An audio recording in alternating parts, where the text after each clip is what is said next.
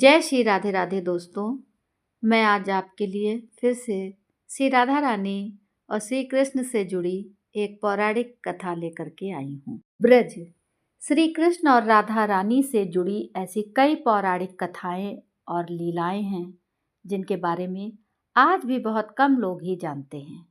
उदाहरण के तौर पर आप में से अधिकतर लोगों को ये पता होगा कि राधा रानी श्री कृष्ण की प्रेमिका हैं और राधा रानी एवं कान्हा ने ब्रज में कई लीलाएं दिखाई हैं, रास रचाया है। श्री कृष्ण से पहले राधा रानी का नाम लेने का वरदान श्री कृष्ण ने ही दिया था, बिना राधा नाम के कृष्ण नहीं मिलते हैं आदि। इन सभी बातों, धारणाओं और राधा कृष्ण से जुड़ी लीलाओं के बीच क्या आप ये जानते हैं कि जिस ब्रज में कन्हैया और राधा रानी ने जन्म लिया, कि जिस ब्रज को राधा रानी और श्री कृष्ण की लीलाओं का साक्षी माना जाता है, कि जिस ब्रज में कान्हा ने कई राक्षसों का उद्धार किया, कि जिस ब्रज के कण कण में कान्हा और राधा रानी हैं, उसी ब्रज में क्यों सिर्फ राधा नाम लिया जाता है, कान्हा का नहीं? तो आइए इसी के बारे में हम आपको बताते हैं। पौराणिक कथा के अनुसार जब श्री कृष्ण ब्रजधाम छोड़कर द्वारका चले गए थे, तब राधा रानी समेत ब्रज 84 कोस में जितनी भी गोपियाँ थीं, वो कान्हा की विरह पीड़ा में बहुत रोई थीं। यहाँ तक कि एक भी दिन ऐसा नहीं जाता था जब उनकी आंखों से आंसू न टपकते हों।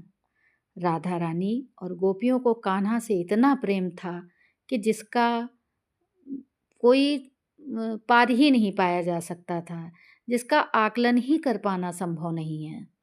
कान्हा के जाने के बाद राधा और रानी और गोपियों का हाल ऐसा हो गया था कि अगर कोई ब्रज मंडल में कृष्ण का नाम भी ले ले तो वो कृष्ण का नाम सुन विरह पीड़ा में बेहोश हो जाती थी। यहाँ तक कि गोपियाँ कई कई घंटों तक बेहोश रहती थीं और जब भी होश में आती थीं तब कृष्ण कृष्ण पुकारते हुए पुनः मूर्छित हो जाया करती थीं। ब्रज के पुरुषों द्वारा गोपियों का ये हाल नहीं देखा गया। सभी पुरुषों ने ये तय किया कि वो राधा रानी के पास जाकर बात करेंगे। हालांकि जब सभी गोपियों के परिजन और स्वयं राधा रानी के पिता वृषभान जी श्री राधा रानी के पास पहुँचे, तब उन्होंने देखा कि राधा रानी खुद किसी मूरत की तरह एक स्थान पर, एक रूप में, एक अवस्था में बिना हिले डुले बैठी हुई थीं और उनके नेत्रों से लगातार आंसू बहे जा रहे थे। राधा रानी की प्रिय सखी ललिता ने बताया कि आखिरी बार श्री कृष्ण इसी स्थान पर राधा रानी से विदा लेकर गए थे जहाँ अभी वो बैठी हैं, और उस दिन से आज तक भी राधा रानी इस स्थान पर विराजित हैं, यानी कि वहाँ से वो हिली डुली ही नहीं। राधा रानी के मुँह से एक भी शब्द, एक ध्वनि तक नहीं निकली। मतलब जब से श्री कृष्ण जी उनसे विदा लेकर के गए हैं तब से वो वहाँ पर बैठी हैं, ना हिली, ना डुली, ना खाया, ना पिया, ना ही एक शब्द बोली। ये देख करके वृषभान जी, राधा रानी जी के पिताजी ने ये निर्णय लिया कि वो ब्रजमंडल के मुख्य द्वार पर एक पहरेदार बैठाएंगे और साथ ही कुछ पहरेदारों को ब्रज के भीतर नियुक्त करेंगे, जो इस बात का ध्यान रखें कि किसी भी व्यक्ति के मुंह से कृष्ण नाम ना निकले।